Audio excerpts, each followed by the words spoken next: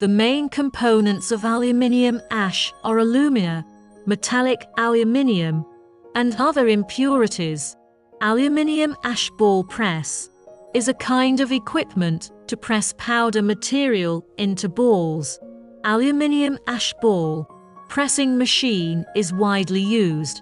Can be dust, oxide skin, iron powder, aluminium ash powder, and other powder materials for pressing, granulating, or pressing ball.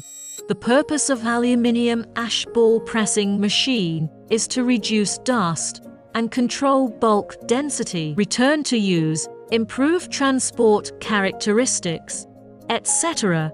The design of aluminium ash ball press is mainly used for pressing dry powder into pellets, is a high pressing force, roll wear resistance and easy demolding models.